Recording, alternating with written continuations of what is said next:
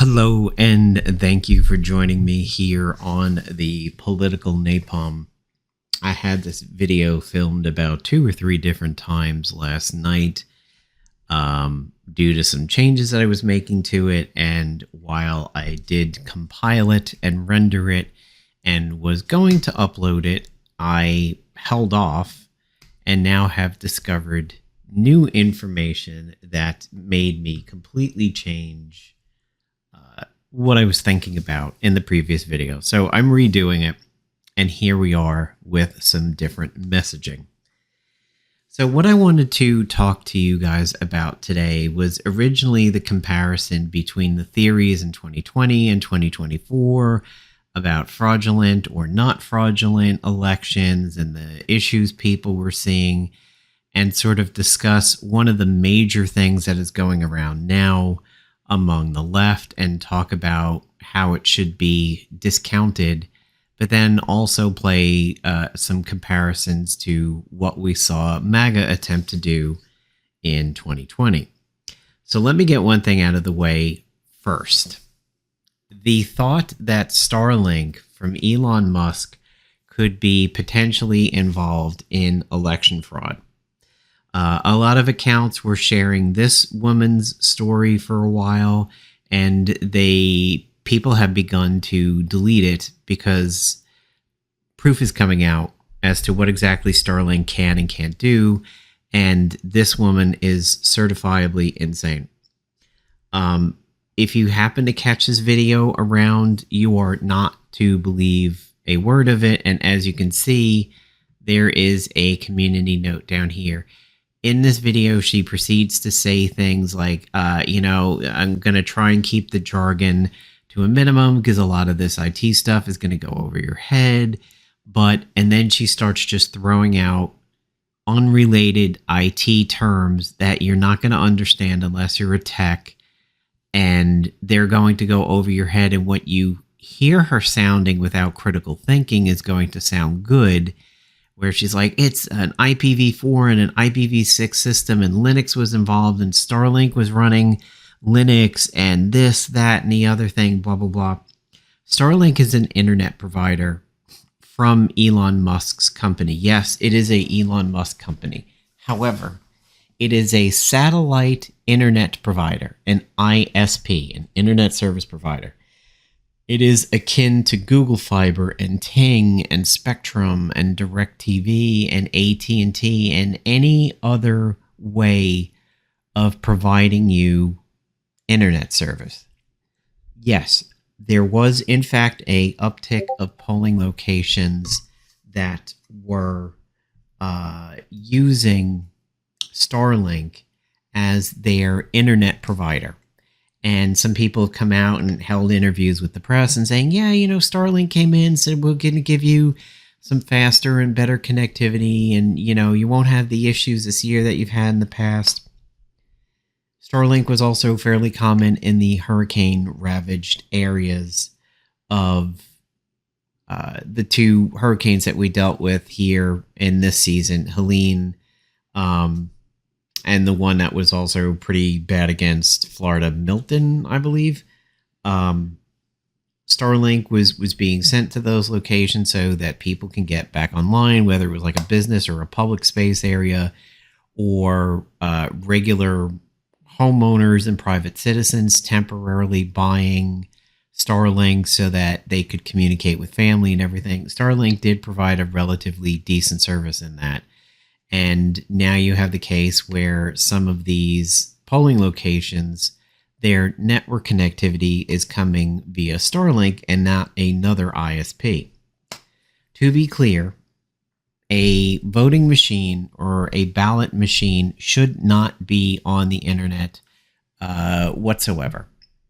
At the very least, they should be air-gapped if the location has internet access and the devices communicate within the building only and are not granted internet access. That is called air gapping. They don't get on the net. You are not standing in front of a voting machine, voting on a machine that has network connectivity, just like a PC or a laptop in your house. that does not happen, and Starlink has nothing to do with that. Starlink does not have a brain. Starlink is simply a internet provider. It is like when you loose an arrow, when you shoot an arrow and the arrow is flying through the air, it is not smart. It cannot make changes. It cannot change direction unless an outside force acts upon it. It is shot and it goes in the direction you shot it. Whether it hits the target or not is up to the person who shot the arrow. It is not a drone. It doesn't change. That's what an internet provider is. It's not going to change things on the machine because it can't do that. It is dumb. It doesn't have a brain. So the thought that a location with Starlink as its internet provider is going to change votes on a voting machine or ballot machine is not going to happen. When the ballots are tabulated, as you can see down in the note here, tabulators are not connected to the internet during counting, but poll pads, your check-in iPads and everything are. Let's be clear about that. There are some devices when you go to a voting location that are in fact connected to the net. They are the check-in devices, not the voting devices. They are the poll pads or the iPads running the polling software. Tabulators are not connected to the internet during counting, though after completion and removal of the data cards, they may transmit their unofficial counts in a few jurisdictions. So, Starlink has nothing to do with what goes on at a voting machine. That needs to be made clear. Now, if one of those locations is on Starlink and they are one of the ones who sends the counts up to some other centralized database in the county or the city or the state or whatever, that is where Starlink comes into play. Could shenanigans happen at that level where data isn't sent or incorrect data is sent or the data is somehow manipulated mid-transmission? That is a different story and requires a ton of setup.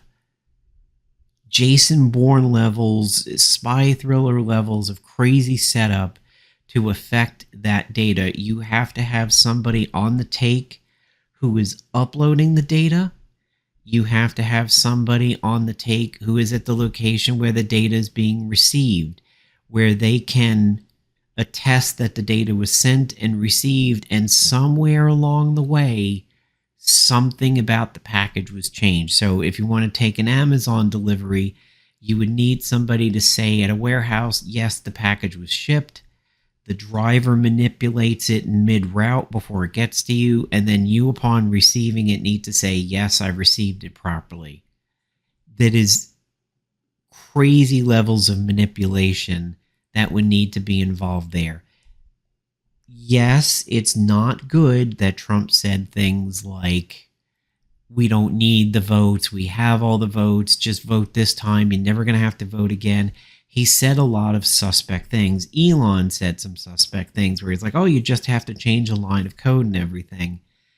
There is a lot of things that do require investigation, especially based on what some of them were saying.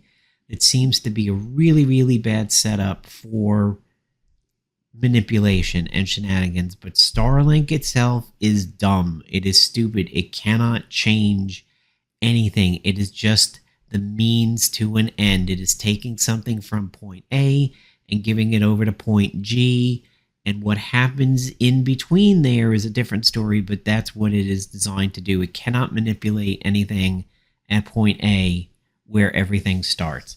So if you see this video, know that she's speaking gibberish and jargon, is deliberately trying to make herself sound like an IT technician that knows what they're talking about when in fact she doesn't. Take it from me, who is an IT technician. She is not speaking any truth, and it is really sad to see things like this happen because it elevates misinformation on a side that is not typically known for it. It is kind of Jussie Smollett going on over here, and People who were initially sharing this video are beginning to delete their posts. Unfortunately, AES still has it up.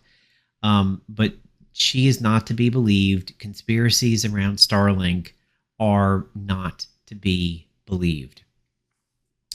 The deep dive into the data that I have been hoping for occurred in this thread by Charles Gaba. Now, I'm going to highlight two things really, really quick, and then I'm going to give my summation of this thread that should put some of these theories to rest about what is going on in the Harris versus Trump campaign that ended last week. So, in 2020, this was the breakdown of ethnicities and how they voted, and also gender. Men slightly more for Trump, women slightly, a considerable amount more, I should say it, a considerable amount more for Biden. They were 6% over, but under 7%. So there's a weird little disconnect there where it doesn't quite line up, and the same thing for 48 and 49%. But generally, women were more pro-Biden, and Trump edged out with men. When it came to races, you have white coming in at 42% for Biden. Black went 87% for Biden. Hispanic and Latino, 66. Asian, I have this note here for a reason. It is protecting a piece of information, but Asian is 63 and other was 58. So with exception of white, and as you can see with the gender, white men to a certain degree, little less white women, but white people were heavily shading over towards Trump, but the other races tended not to. So this is 2020. In Harris's 2024, the breakdown is still fairly comparable. Didn't shift too much among whites. It was 42-57. Now it's 41-57. So that's about the same. Black is 85-13 now. It was 87-12. A tiny, tiny shift. Pretty much insignificant. However, Hispanic and Latino now down to 52-46 when it used to be 66-32. So, yeah, that's kind of a big shift. And American Indian, which was not represented on this one, 34% for Harris, 65% for Trump. Asian is 54-39 with a fairly big neutral gap in there. And Asian over here used to be 63-31. So, white remained largely unchanged. Black remained largely unchanged. Hispanic, Latino had a fairly big shift. So did Asian, but a little bit more minor. And American Indian was not listed over here, but American Indians did heavily favor Biden from what I know, and they did not really turn out for Harris. The other is 43-52. Down here it's 58-40. So again, a big shift in whatever is considered the other category. Now, this thread from Charles Gaba does go in and talk about what we're seeing for the demographics and what we are seeing for the supposed theories. One, the landslide that Trump got, or the mandate or whatever, is not anywhere near the landslide or the mandate he thinks it is. And that is because as votes are counted, Kamala Harris continues to gain within the popular vote, and the gap between the two of them is shrinking. Also, the gap between the missing Biden votes and the Harris votes is shrinking. It is believed here in this point, Harris didn't receive 15 million fewer votes than Biden. She's currently only down about 10, with 70.8 million votes. If the remaining almost 9, it breaks down in a similar pattern, the remaining 9 that needs to be counted, she'll have about 75.6 fewer votes than, or 75.6, which is about 5.7 million fewer votes than Biden. If they break a little bit more in her favor, she's going to be up at 76. So she's closing the gap to Trump, and she's closing the gap to Biden's numbers. Also note that Trump leads Harris by 3.7 million in the popular vote at the moment. Once the remaining ballots are counted, with all trends being considered, likely the lead will drop down to below 2%. Below, anywhere between below 3 and below 2%. So the landslide and the mandate go out the window. The big thing is it was not Dems voting for Dem Senate candidates and everything like that and going for Trump. It was that Trump voters were voting only for him while leaving the Senate blank, or only voting for Gallego in Arizona, turning out against Kari Lake. Across 5 states, 536K Trump voters didn't vote in their GOP Senate candidate. This is asterisk number 1. The record turnout language seems to be true for some states, and it certainly seems to be true for a lot of swing states. However, non-swing states did turn out in depressed numbers. Also, you have to take into account some of the reason why the voting may be lower this year is because it is not as easy to avoid in-person voting as it was during COVID. That is another thing that comes into play. If you are a lazy voter, COVID was a gift to you because you likely could do very simple things in order to vote. Post-COVID, some states turned back around on that and began to make it harder again. There is a really, really good, this good chart over here. It shows you that a lot of Republican cases where there was a vote for Trump, the gap between a Trump vote and a GOP nomination vote was way bigger on the right than the left. So it seemed like people were doing what I'm going to call a Trump and dump. Vote Trump, dump the ballot. In other words, vote Trump at the top level and then continue not filling out the ballot. The numbers are heavily skewed towards that on the Republican side. Pennsylvania does seem to continue to have issues, and Pennsylvania is one of those states where a lot of people are saying their votes didn't seem to count.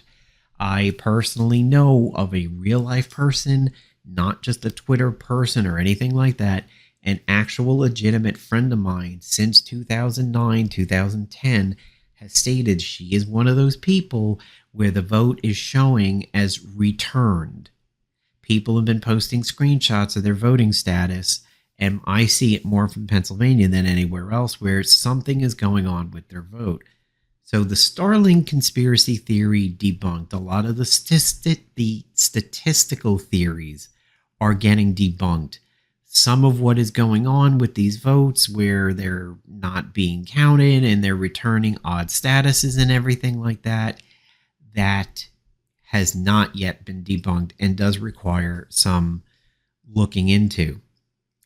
My interpretation of this data, and I will link it down in the description, my interpretation of this data, and it is the one that Charles puts forth and I subscribe to, is this. The data shows that the large anomaly of voters that was for Trump and nothing else, that does seem to be an anomaly. Many of these other narratives are going to be put to rest as more and more data comes in. We've discussed the fact that there were record highs and the reporting on that was true, but not every area was in fact reporting the record highs. We talked about the fact that COVID gave easy access and a lot of states walked that back. I mean, we see jobs saying return to the office and they're not offering the remote capabilities that they used to, even though maybe a job style proved that it could be done, like IT or other things that don't require in-person or in-office working. that's not the same in 2024 as it was in 2020 and even 2021. We do know that Harris's gap to Biden is shrinking and Harris's gap to Trump is shrinking. In the swing states, we know there is a greater disparity where Trump voters voted for Trump and then nothing else. The Democrat disparity was considerably lower. Swing states pulled in respectable numbers of voting, but the non-swing states seemed to be depressed from 2020. Dropbox fires and bomb threats probably had a small impact, but I don't know if it's a major enough impact to count. Probably not, but yes, it does need to be looked into, and those people who were disenfranchised by those events need to have their votes count because it was something that was out of their control. Why did somebody on the right pick Trump and then dump? It has been opined, there is an opinion that it is due to what happened to the youth votes. The youth votes went more Trump versus Harris than they did under Biden. The age range of these first-time voters and perhaps very barely second-time voters did shift right.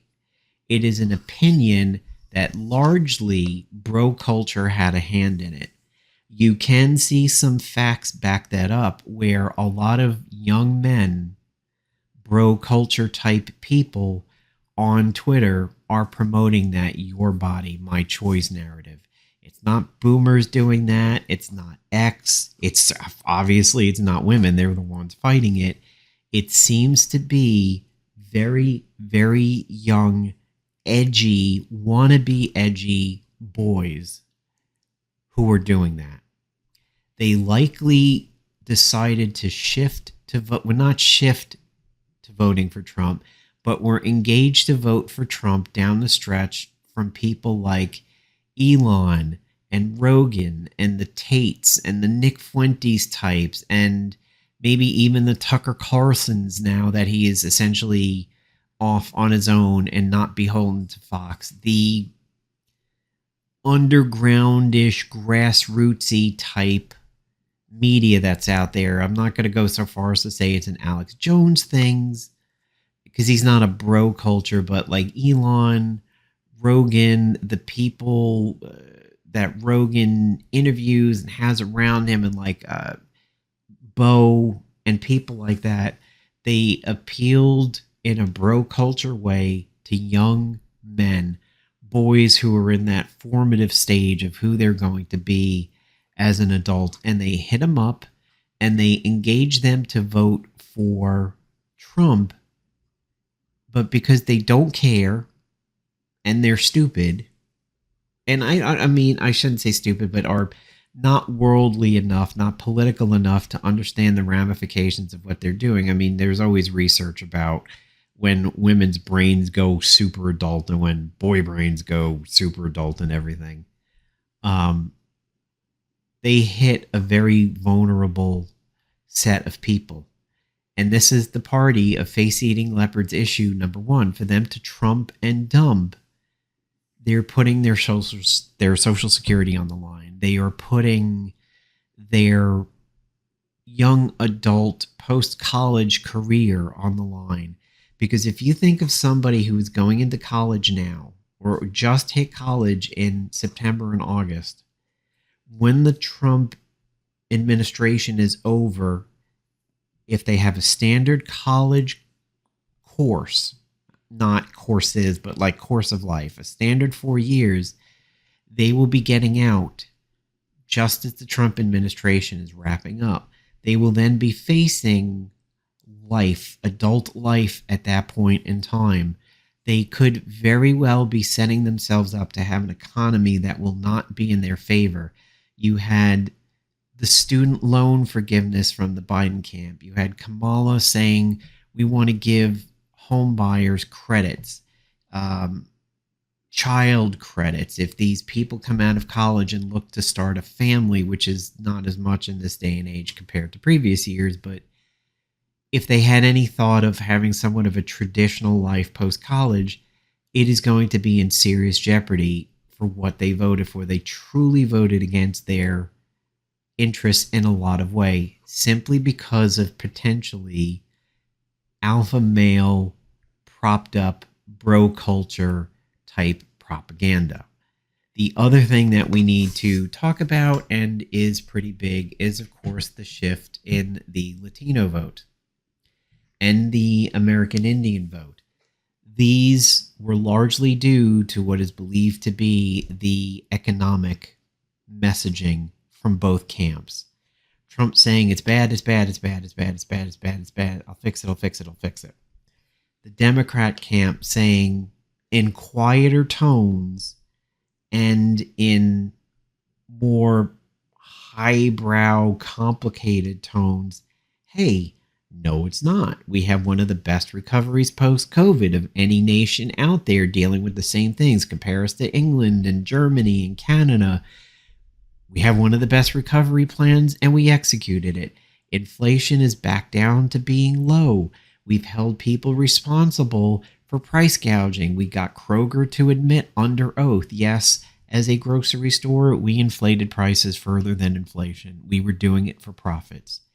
You have them proving these companies were out for profits, and now that some of the companies are realizing it's biting them in the ass, you have places like CVS saying we're not going to jack up prices. You have Subway and McDonald's bringing their prices back down.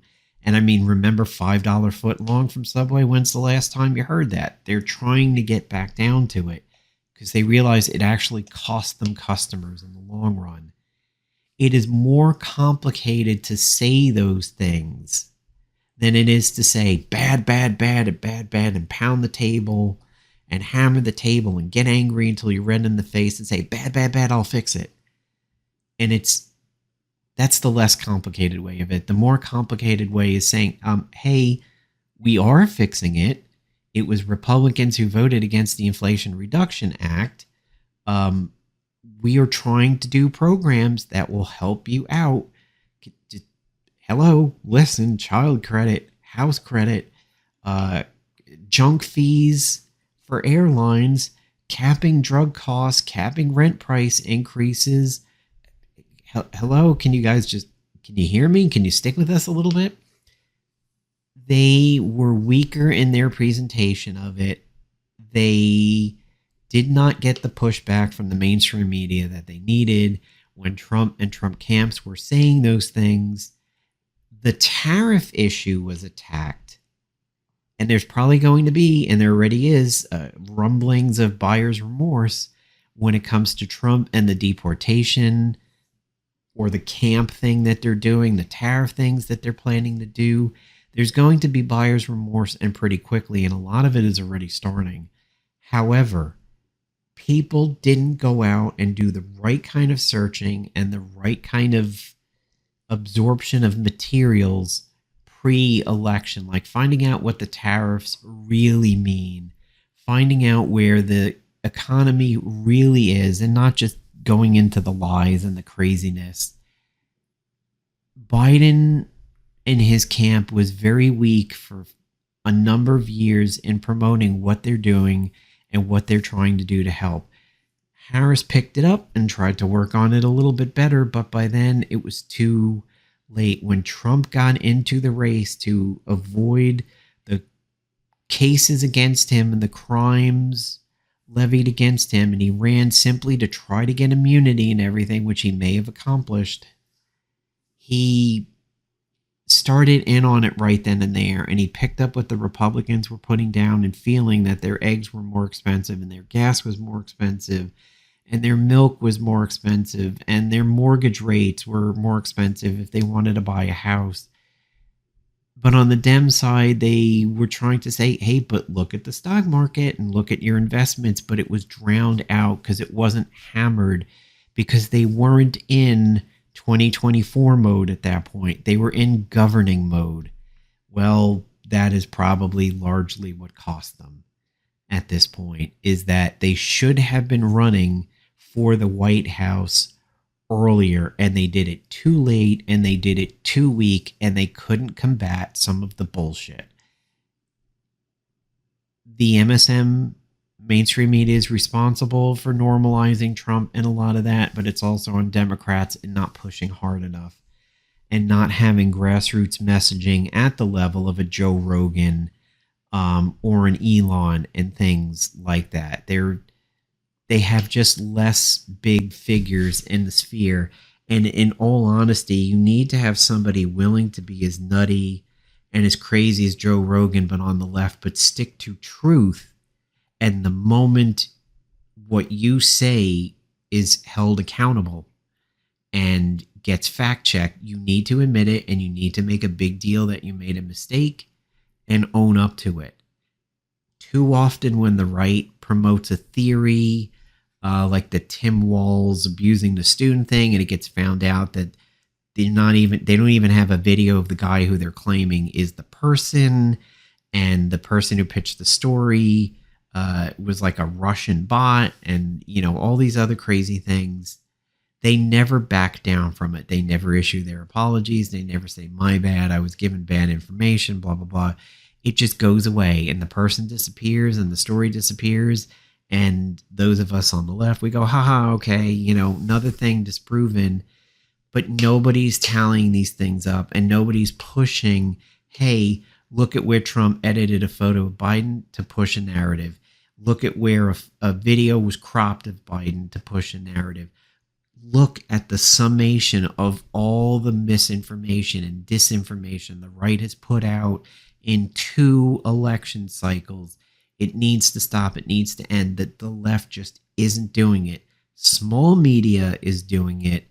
Big media, unfortunately, truly isn't. They're saying, okay, he said 300 lies during the debate, and they tackle a few of them, but they're not constantly reinforcing the history of it and throwing out there the amount of times they lie on rally sizes and how nobody says anything about a Biden or a Harris rally and how many people were there and the sizes and stuff like that. And it's not a lie, but every time Trump talks about a rally, the attendance is a lie. And we believed in the hope of the Harris campaign because it was bright, it was fun, it was energetic, it wasn't grievance filled. It was about lifting up and hope compared to the doom and gloom of I'm going to do tariffs, I'm going to do deportations or camps. And, all the people he's going to pick for crazy things. It wasn't enough. And there needed to be more pushback on what were the lies. There needed to be more pushback on the people he was bringing around with him. Yes, the backlash was super, super heavy for Puerto Rican is an island of garbage, and that was really bad. But it was so close. It may not have had the impact it should have. There needed to be pushback the whole way through of like, hey, he's got Hogan on stage, and Hogan was throwing around the N-word about his daughter's boyfriend years ago, and that's why the WWE kicked him to the curb. And that's who he's parading around, and all these people that Trump pals around with that are like racists and criminals. The Epstein tapes getting released way too close to the election to do anything, and that could push back on this narrative that the left is, all LGBTQ riddled and pedophilia and all this other stuff. These things could have been fought off, but the voices weren't loud enough, and they didn't have enough time to do it. The good thing is Trump can't run again, and he's still facing a lot of legal battles for what he's done. We have to hope and pray that this Trump, this time, will continue to conduct himself the exact way he did last time. And hopefully the media now properly calls all of this stuff out.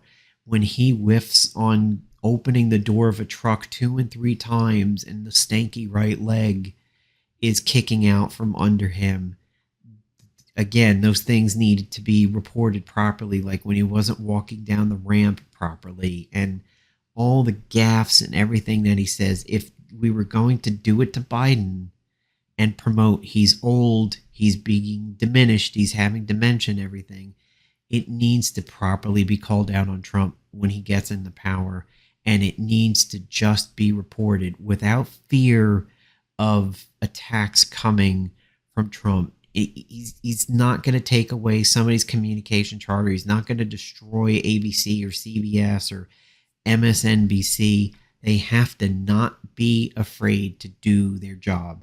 Do it in a way that certainly is truthful and is not partisan, but when the facts are the facts, report on it, especially when they are negative against him, and it certainly makes sense to do so. Because if you think about it, in a lot of ways, he's painted himself into a corner.